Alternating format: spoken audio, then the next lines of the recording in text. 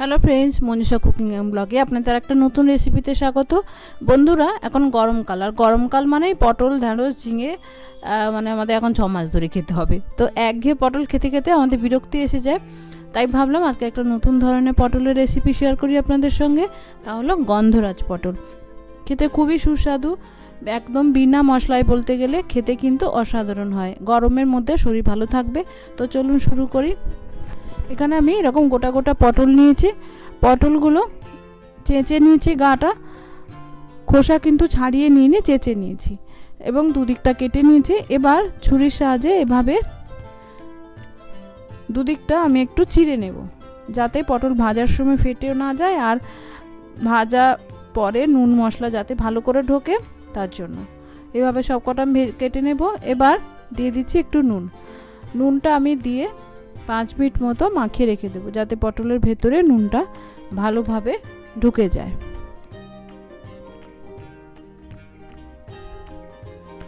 এবার একটা কড়াই নিয়েছি, কড়াইতে নিয়ে নিয়েছি 2 চামচ মতো সাদা তেল। এটা সাদা তেল দিয়ে করবেন, তাহলেই রঙটা সুন্দর আসবে। এবার পটলগুলো আমি দিয়ে দিচ্ছি, যে পটলগুলো নুন মাখিয়ে রেখেছিলাম। এবার এগুলো আমি মিডিয়াম আঁচে ঢাকা দিয়ে দিয়ে একটু ভেজে নেব। একদম লাল লাল নয়, মোটামুটি লাল। আপনারা চাইলে না ঢাকা দিয়েও ভাজতে পারেন, তবে ঢাকা দিলে অর্ধেক সেদ্ধ হয়ে যাবে, পরে করতে বেশি সময়। পটলটা ভাজা হতে হতে আমি এদিকে একটা মশলা করে নেব। এখানে আমি দিয়ে দিলাম কিছুটা কাজু বাদাম, আমি ভাঙা দিলাম, আপনারা গোটা দিতে পারেন, কোনো অসুবিধে নেই। দিলাম 2 কাঁচা লঙ্কা। এটা কিন্তু খুব বেশি ঝাল রেসিপি নয়, তাই জন্য 2 দিলাম। আর দিচ্ছি এখানে আমি 2 টেবিল চামচ টক দই। আপনারা যেরকম পরিমাণে নেবেন সেরকম টক দইটা কিন্তু নিয়ে নেবেন। এবার এখানে আমি একটা গন্ধরাজ লেবু নিয়েছি। গন্ধরাজ লেবুর যে ওপরে সবুজ অংশটা আমি একটু গ্রেটারের সাহায্যে হালকা করে গ্রেট করে নেব। হালকা করে করতে হবে, যাতে সাদা অংশটা না চলে আসে, তাহলে কিন্তু তেতো হয়ে যাবে। হালকা করে করে সবুজ অংশটা আমি একটু গ্রেট করে নেব।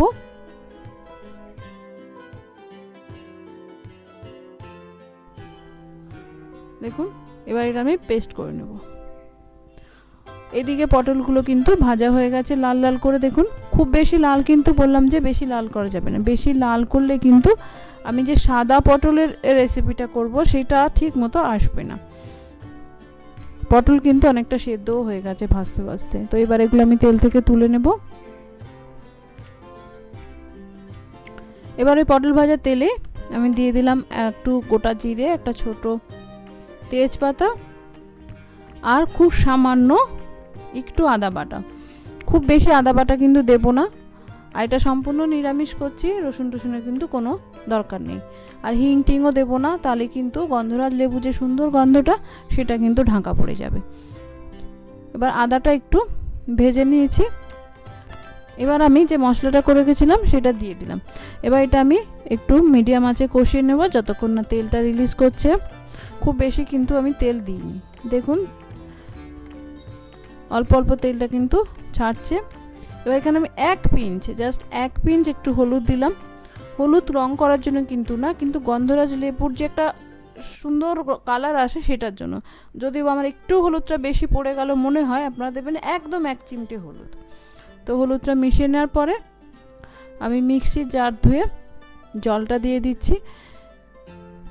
এখানে কিন্তু খুব বেশি জল লাগবে না, কারণ পটল সেদ্ধ হয়ে গেছে আর এটা গা মাখামাখাই হয়। তো এবার গ্রেভিটা ফুটে উঠলে তারপর আমি পটলটা দিয়ে দেব।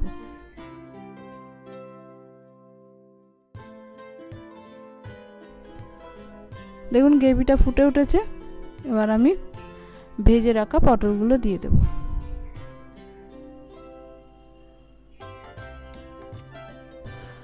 এবার ভালো করে মিশিয়ে নেব।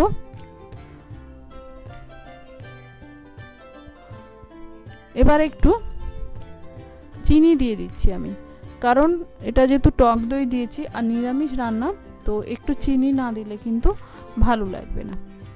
তাই জন্য আমি একটু চিনি দিয়ে দিলাম নুন, আর কোনো মশলা কিন্তু আমি দেব না। এবার এটা আমি মিডিয়াম আঁচে ঢাকা দিয়ে মিনিট 5 করে নেব।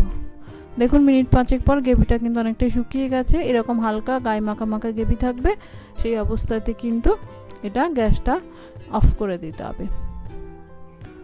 বন্ধুরা আমি গ্যাসটা অফ করে দিয়েছি। এবার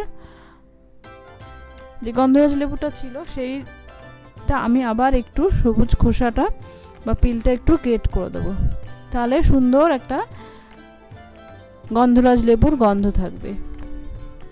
এখনও আমি বলছি খুব সাবধানে গ্রেট করতে হবে যাতে শুধু সবুজ অংশ। এবার গন্ধরাজ লেবু থেকেই কিন্তু একটু কেটে আমি রসটা দিয়ে দিচ্ছি। এতে কিন্তু গন্ধরাজ লেবুর যে সুন্দর গন্ধ আর টেস্টটা সেটা আসবে, এতেই কিন্তু ভালো লাগবে। আর গরমে এরকম রেসিপি খেতেই কিন্তু ভালো, শরীর ঠান্ডা থাকে। আর পটল একঘেয়ে খেতে খেতে এটা মুখে আলাদা রুচিও আনবে। এই পটল, গন্ধরাজ পটল আপনারা ভাত, রুটি, পরোটা, লুচি সমস্ত কিছুর সঙ্গে কিন্তু পরিবেশন করতে পারবেন। দেখুন বন্ধুরা আমি কিন্তু খুব বেশি তেল দিইনি, তেল ছাড়াই বলতে গেলে এই রেসিপি, আর মশলা ছাড়া। তো এই গরমে এরকম রেসিপি খাওয়াই ভালো। আশা করি আপনাদের ভালো লাগলো, আশা করি আপনাদের রেসিপিটি ভালো লাগলো। বাড়িতে অবশ্যই একবার ট্রাই করে আমাকে কমেন্ট করে জানাবেন কেমন লাগলো। আর ভালো লাগলে অবশ্যই পাশে থাকবেন। নমস্কার, ধন্যবাদ।